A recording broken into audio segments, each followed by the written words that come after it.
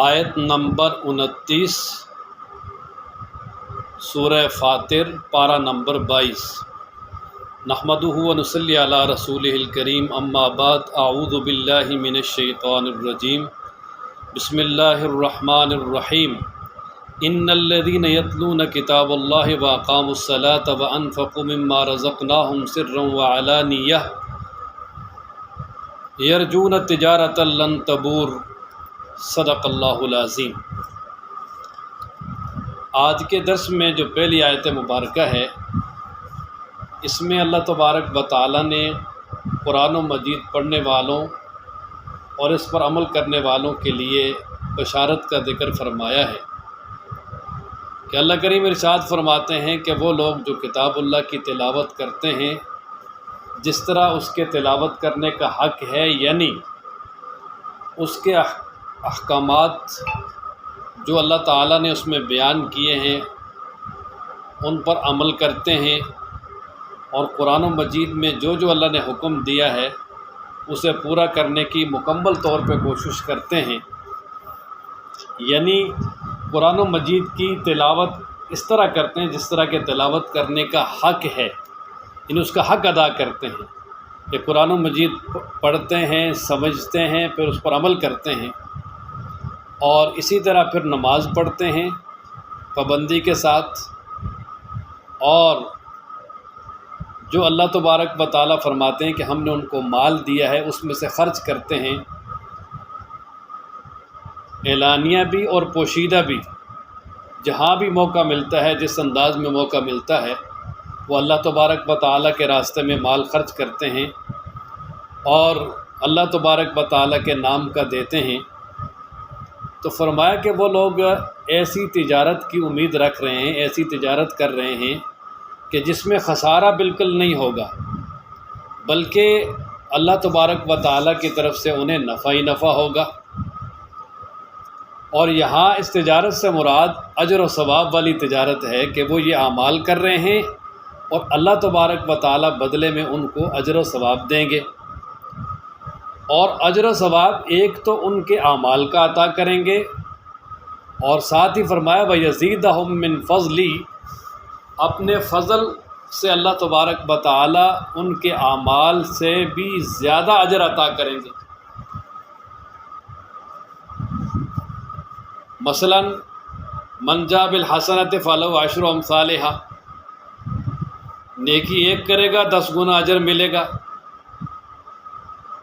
مالی نیکی کرے گا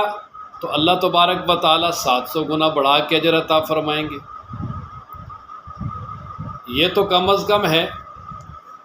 اگر کسی شخص میں جتنا زیادہ اخلاص ہوگا اتنا ہی زیادہ اللہ تبارک و تعالیٰ کی طرف سے اس کو اجر و ثواب دیا جائے گا۔ کیوں؟ انہ غفور، کہ بے شک اللہ تبارک و تعالیٰ بخشنے والا ہے، غفور فعول مبالغہ ہے، بار بار بخشنے والا ہے اور بہت زیادہ بخشنے والا ہے۔ اور ساتھ ہی فرمایا شکور، کہ اللہ تبارک و تعالیٰ قدردان بھی ہے، اتنا زیادہ قدردان ہے کہ بندہ اگر تھوڑا عمل بھی کر لیتا ہے تو اللہ اس پہ بھی راضی ہو جاتے ہیں اور اسے بھی بڑھا چڑھا کر بہت زیادہ اس پہ اجر عطا کرتے ہیں۔ فرمایا نا ان الذین، بے شک وہ لوگ، یتلون، جو تلاوت کرتے ہیں کتاب اللہ، اللہ کی کتاب کی، واقاموا الصلاۃ، اور نماز پڑھتے ہیں، وانفقوا مما رزقناہم، اور خرچ کرتے ہیں اس مال میں سے جو ہم نے ان کو دیا، سرا وعلانیہ، پوشیدہ اور ظاہر، کہ صدقہ خیرات پوشیدہ کرتے ہیں، زکوٰۃ جو ہے اس کو ظاہراً دیتے ہیں تاکہ دوسروں کو بھی ترغیب ہو۔ یرجون تجارتاً، وہ لوگ امید رکھتے ہیں ایسی تجارت کی، لن تبور، کہ جس میں خسارہ نہیں ہوگا، جو ٹوٹے اور خسارے والی تجارت نہیں ہے بلکہ نفع والی ہے۔ اور اس کا نتیجہ کیا ہوگا؟ لیوفیہم، کہ اللہ تبارک و تعالیٰ ان کو اجر عطا، تاکہ اللہ تبارک و تعالیٰ ان کو پورا دے، اجورہم، ان کا اجر، کہ جو اعمال انہوں نے کیے ہیں ان کا اللہ تبارک و تعالیٰ تاکہ پورا اجر ان کو دے، وَيَزِيدَهُمْ، اور ان کے لیے اضافہ کرے، من فضلی، اپنے فضل سے۔ کیوں؟ انہ غفور، کہ بے شک وہ بخشنے والا ہے، بندے گناہ کرتے ہیں، توبہ کرتے ہیں، بار بار معاف کر دیتا ہے۔ شکور، بڑا ہی قدردان ہے کہ تھوڑا عمل بھی کرتے ہیں زیادہ اجر عطا کرتا ہے۔ والذی اوحینا الیک، اس آیت مبارکہ میں اللہ تبارک و تعالیٰ نے قرآن مجید کی حقانیت کو بیان فرمایا کہ اللہ تعالیٰ فرماتے ہیں کہ ہم نے جو کتاب آپ کی طرف وحی کی ہے وہ برحق ہے، اللہ تعالیٰ کی طرف سے ہونے میں اس میں کوئی شک نہیں ہے، اور جو اس سے پہلے کتابیں گزری ہیں یہ کتاب ان تمام کی مصدق ہے، ان تمام کی تصدیق کرنے والی ہے۔ تورات، انجیل، زبور سمیت جتنے بھی صحائف ہیں، یعنی آسمانی کتابیں ہیں، آسمانی صحائف ہیں، یہ قرآن مجید ان سب کے لیے مصدق ہے۔ اور پھر قرآن مجید یہ حق اس اعتبار سے بھی ہے کہ اس میں جتنے بھی احکامات ہیں وہ سارے کے سارے انسانی فطرت کے مطابق ہیں، کیونکہ اللہ تبارک و تعالیٰ نے انسان کو پیدا کیا اور اللہ تعالیٰ ہی خوب جانتا ہے انسان کی فطرت کو، اور اللہ تعالیٰ کو معلوم ہے کہ اس کے لیے کون سے مسائل بہتر ہیں، کون سے مسائل بہتر نہیں ہیں، تو لہذا اللہ تبارک و تعالیٰ نے بعین ہی انسان کی فطرت کے مطابق اسے احکامات بھی عطا کیے ہیں۔ کوئی ایسا حکم کہ جو انسانی فطرت کے مطابق نہ ہو اور انسان اس پہ عمل نہ کر سکے، ایسا کوئی حکم بھی کتاب اللہ میں نہیں ہے۔ پہلی کتابوں کے بہت سارے احکامات جو دائمی تھے اور ہمیشہ چل سکتے تھے، قرآن مجید نے ان کو برقرار رکھا ہے، اور بہت سارے احکامات ایسے ہیں جو وقتی تھے، تو قرآن مجید نے ان کی جگہ نئے احکامات جو ہمیشہ کے لیے ہیں امت محمدیہ کو عطا کیے ہیں۔ تو گویا کہ قرآن مجید میں اللہ تبارک و تعالیٰ نے اپنے بندوں کی عین ضرورت کے مطابق اور عین فطرت کے مطابق سارے احکامات بیان کیے ہیں، اس لیے کہ اللہ تبارک و تعالیٰ ہی اپنے بندوں کے حالات سے خبر بھی رکھنے والا ہے اور اپنے بندوں کو دیکھنے والا بھی ہے، اور ایسی علیم و خبیر ذات جو ہے نا، کوئی حکم بھی ایسا جو انسانی فطرت کے خلاف ہو وہ کبھی بھی نہیں دے سکتے۔ تو فرمایا نا والذی، وہ اوحینا جو ہم نے وحی کیا الیک آپ کی طرف، من الکتاب کتاب سے، والحق وہ برحق ہے، مصدقا لما تصدیق کرنے والا اس کی بین یدئی جو اس سے پہلے ہیں۔ ان اللہ، بے شک اللہ تعالیٰ بعبادہ اپنے بندوں کے ساتھ، لخبیر البتہ خبر رکھنے والا ہے، بصیر دیکھنے والا ہے۔ ثم اورثنا الکتاب، اب آگے اللہ تبارک و تعالیٰ نے وارثان کتاب کے لیے بشارت ذکر فرمائی ہے کہ اللہ تبارک و تعالیٰ فرماتے ہیں کہ ہم نے اس کتاب کا امت محمدیہ کو وارث بنایا، اور یہ اللہ تبارک و تعالیٰ کی طرف سے ایک بڑا فضل ہے اور اللہ تبارک و تعالیٰ کی طرف سے خصوصی کرم ہے۔ اور اب یہ کہ وارثان کتاب کون ہیں، تو امام زمخشری فرماتے ہیں کہ امت محمدیہ میں جن کو اللہ تبارک و تعالیٰ نے اپنی کتاب کی وراثت کے لیے منتخب کیا ہے، ان میں سب سے پہلے صحابہ کرام ہیں، پھر تابعین ہیں، تبع تابعین ہیں، اور قیامت تک آنے والے علماء، صلحاء جو قرآن مجید کی تعلیم کو حاصل کریں گے، پھر قرآن مجید کی تعلیمات کو آگے عام کریں گے، پھیلائیں گے، اس پہ عمل کریں گے، اور قرآن مجید کی حفاظت کے لیے، اس کی ترویج کے لیے اور قرآنی تعلیمات کو عام کرنے کے لیے کام کریں گے، تو وہ سارے کے سارے وارثان کتاب ہیں۔ اور پھر آگے جو وارثان کتاب ہیں ان کی 3 قسمیں بیان فرمائی، ان میں سے ایک فرمایا فَمِنْهُمْ ظَالِمٌ لِنَفْسِهِ، کہ ان میں سے ایک گروہ ایسا بھی ہوگا کہ جو اپنے اوپر ظلم کر رہا ہے، یعنی اس سے مراد یہ ہے کہ وہ مشرک نہیں ہوں گے، اللہ کے باغی نہیں ہوں گے، قرآن مجید کے داعی بھی ہوں گے، قرآن مجید کی تلاوت بھی کریں گے، لیکن قرآن مجید کی تعلیمات پر مکمل عمل نہیں کر سکیں گے، عمل کرنے میں کوتاہی ہوگی، اور اسی طرح ان سے کچھ جرائم جو ہے وہ بھی سرزد ہوں گے، اور اللہ تبارک و تعالیٰ کے احکامات میں کافی کوتاہی بھی ہوگی۔ نمبر 2، دوسرا گروہ فرمایا وَمِنْهُمْ مُقْتَصِدٌ، ایک گروہ وہ ہے کہ جو میانہ روی اختیار کرنے والا ہے، یعنی زیادہ تر قرآن مجید پر وہ عمل کرنے والا ہوگا، قرآنی تعلیمات کو پھیلانے والا ہوگا، قرآنی تعلیمات کے ساتھ اس کا تعلق ہوگا، لیکن کچھ نہ کچھ ان سے گناہ بھی سرزد ہوں گے، اور قرآن مجید کو پھیلانے میں، عمل کرنے میں کچھ کوتاہی بھی ہوگی۔ اور تیسرا گروہ وَمِنْهُمْ سَابِقٌ بِالْخَيْرَاتِ،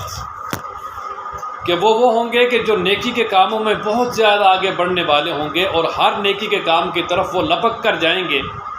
اور ان کی ہمیشہ یہ آرزو ہوگی کہ جتنی بھی زیادہ نیکیاں سمیٹ سکیں سمیٹ لیں، اور وہ نیکیاں کمانے کی ہر ممکن کوشش کریں گے، اور ہر ممکن کوشش کریں گے کہ اللہ تبارک و تعالیٰ کی نافرمانی نہ ہو،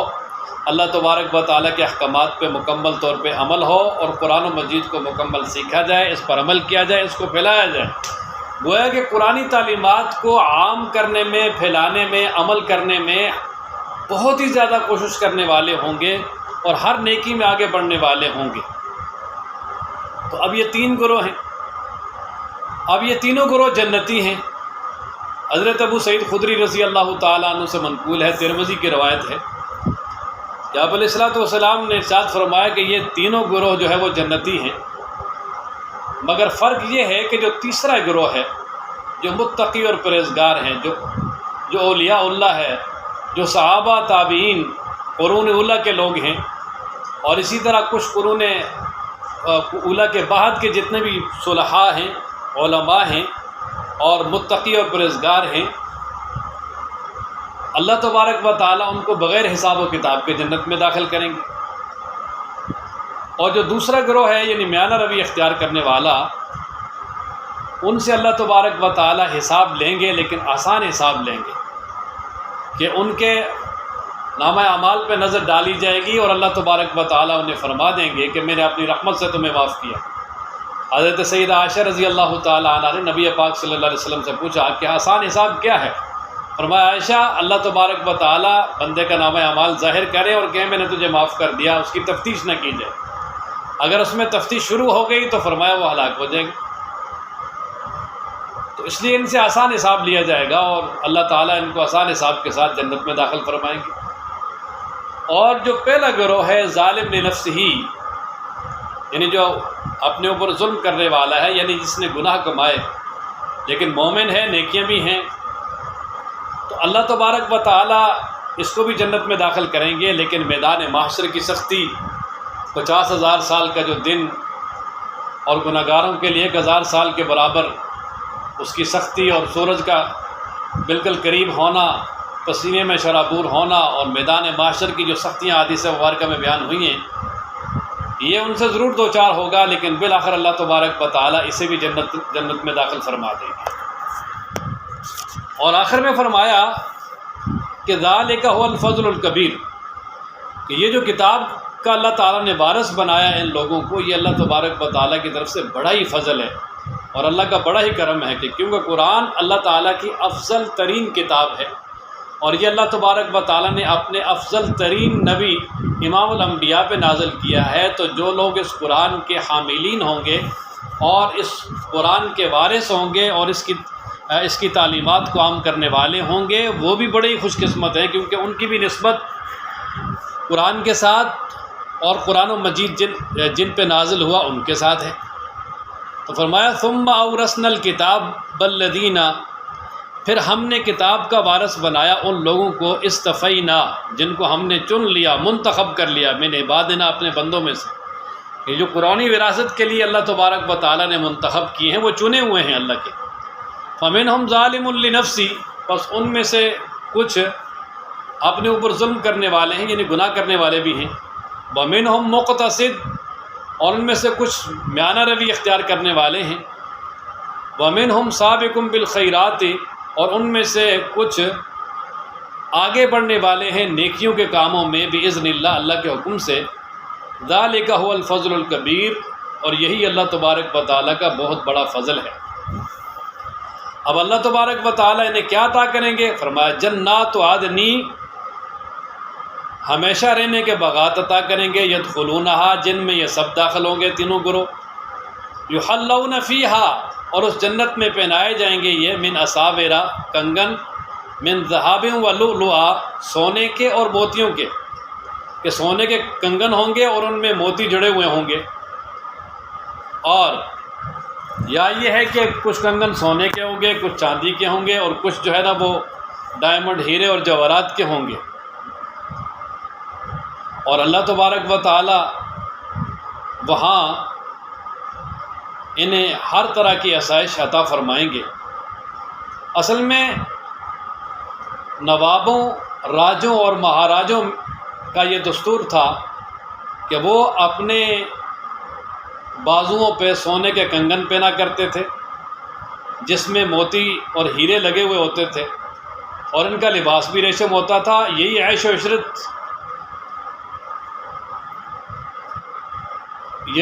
عشرت تھی ان کی،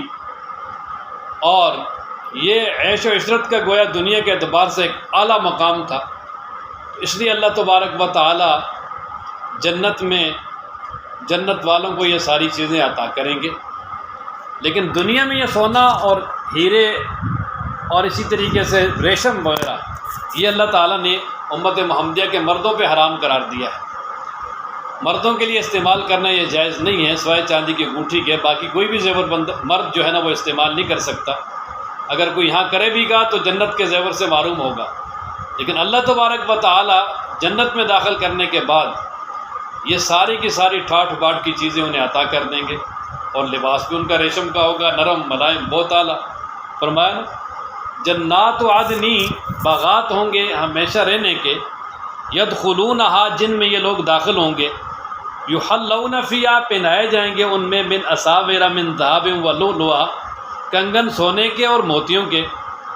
ولباسہم فیہا حریر اور ان کا لباس جنت میں ریشم کا ہوگا۔ اور جب وہ جنت میں چلے جائیں گے نا، خاص کر جو سابقون بالخیرات ہیں، تو جنت کی اللہ تعالیٰ نعمتیں جب ان کو عطا کریں گے تو وہ اللہ تعالیٰ کا شکر ان الفاظ میں ادا کریں گے، وقالوا الحمد للہ الذی، اور وہ کہیں گے تمام تعریفیں اس اللہ کے لیے ہیں، اذھب جو لے گیا عنا ہم سے، الحزن غم، کہ اللہ تبارک و تعالی جنت میں جب داخل کریں گے تو کوئی غم، کوئی حزن، کوئی تکلیف، کوئی پریشانی نہیں ہوگی، ہر غم، ہر پریشانی، ہر تکلیف سے بالکل آزاد ہوں گے۔ اس وقت پھر اللہ تعالیٰ کا شکر ادا کریں گے اور کیا کہیں گے، ان ربنا، بے شک ہمارا رب، لغفور، البتہ بار بار بخشنے والا ہے، شکور، بہت ہی قدردان ہے، کہ اللہ تعالیٰ نے ہماری نیکیوں کی قدردانی کی اور اللہ تبارک و تعالیٰ نے ہمیں اس جنت تک پہنچا دیا۔ تو جنت میں کوئی غم، کوئی پریشانی نہیں ہوگی، اور پھر ساتھ ہی کہیں گے الذی، وہ ذات، احلنا، جس نے ہمیں اتارا، دار المقامہ، ہمیشہ رہنے والے گھر میں، من فضلی، اپنے فضل سے، کہ ہمیشہ رہنے والی جنت عطا کی ہے، اس میں ہمیشہ رہیں گے، کبھی اس جنت سے نکالا نہیں جائے گا۔ لا یمسنا فیہا نصب، نہ چھوئے گی ہمیں اس میں کوئی تکلیف، ولا یمسنا، اور نہ چھوئے گی ہمیں فیہا اس میں لغوب، کوئی تھکاوٹ، کہ وہاں پر کوئی تکلیف، کوئی تھکاوٹ بالکل نہیں ہوگی، کوئی درد۔ دنیا میں تو کبھی سر میں درد ہے، کبھی پیٹ میں درد ہے، کبھی جو ہے وہ جسم میں درد ہے، کبھی کیا تکلیف ہے، کبھی کیا تکلیف ہے، لیکن وہاں کوئی تکلیف نہیں ہوگی، کوئی پریشانی نہیں ہوگی، کوئی غم نہیں ہوگا، نہ کھانے پینے کا غم اور نہ کمانے کا غم، بلکہ ہر غم سے بالکل آزاد ہوگا، اور وہاں پر کوئی تھکاوٹ، تکلیف بھی نہیں ہوگی، کیونکہ مشقت والا کوئی کام ہی نہیں ہوگا۔ اس امت کی ماں ام المومنین حضرت سیدہ خدیجہ رضی اللہ تعالی عنہا، جب نبی پاک صلی اللہ علیہ وسلم کو نبوت ملی، تو نبوت ملنے کے بعد بھی نبی پاک صلی اللہ علیہ وسلم کئی دن غار حرا میں جا کر اللہ تعالیٰ کی عبادت کرتے تھے، اور حضرت سیدہ خدیجہ رضی اللہ تعالی عنہ کھانا لے کر جاتی تھی، کہ مکہ مکرمہ سے پیدل چل کے وہ اوپر غار حرا پہ جانا، ظاہر تھکاوٹ بھی، اور عمر بھی جو ہے نا وہ یعنی اس کافی عمر بھی تھی 50 سال سے اوپر، اور اس میں بڑی تھکان کے ساتھ نبی پاک صلی اللہ علیہ وسلم کے پاس کھانا لے کر پہنچتی، تو جبریل امین نبی پاک صلی اللہ علیہ وسلم کے پاس آئے اور فرمایا کہ ابھی خدیجہ آ رہی ہیں کھانا لے کر، انہیں اللہ تبارک و تعالیٰ سلام بھی کہہ رہے ہیں، اور اللہ تبارک و تعالیٰ کی طرف سے یہ بشارت سنا دیں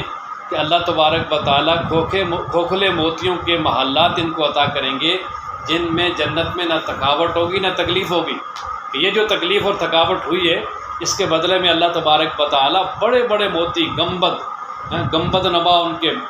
بڑے اعلیٰ قسم کے محلات عطا کریں گے، جن میں کوئی تھکاوٹ کچھ بھی نہیں ہے۔ تو جنت میں کوئی تھکاوٹ نہیں ہوگی۔ فرمایا الذی، وہ، احلنا، جس نے اتارا ہمیں، دار المقامہ، ہمیشہ رہنے کے گھر میں، من فضلی اپنے فضل سے، لا یمسنا فیہا نصب نہیں پہنچے گی یا نہیں چھوئے گی ہمیں اس میں کوئی تکلیف، ولا یمسنا فیہا اور نہیں چھوئے گی نہیں پہنچے گی اس میں ہمیں لوگوں کوئی تھکاوٹ۔ والذین کفروا، اب وہ لوگ جنہوں نے قرآن مجید کا انکار کیا اور اللہ تبارک و تعالیٰ کے احکامات کے باغی ہوئے، اللہ کے ساتھ شرک کیا، اللہ کا انکار کیا، قیامت کا انکار کیا، اللہ کے رسولوں کا انکار کیا، ان کا انجام بیان فرمایا آگے کہ وہ جہنم میں جائیں گے اور جہنم میں ہمیشہ زندہ رہیں گے، وہاں موت بھی نہیں آئے گی، بلکہ موت کو بھی جو ہے نا میدان محشر میں مینڈے کی شکل میں لا کے ذبح کر دیا جائے گا اور اس کے بعد موت نہیں ہوگی۔ وہ بار بار موت کو پکاریں گے لیکن ان سے کہا جائے گا کہ جتنا مرضی ہے موتوں کو پکارو، اب موت نہیں آئے گی۔ اور اسی طرح وہاں پر عذاب میں بھی کمی نہیں ہوگی بلکہ عذاب میں دن بدن اضافہ ہوگا۔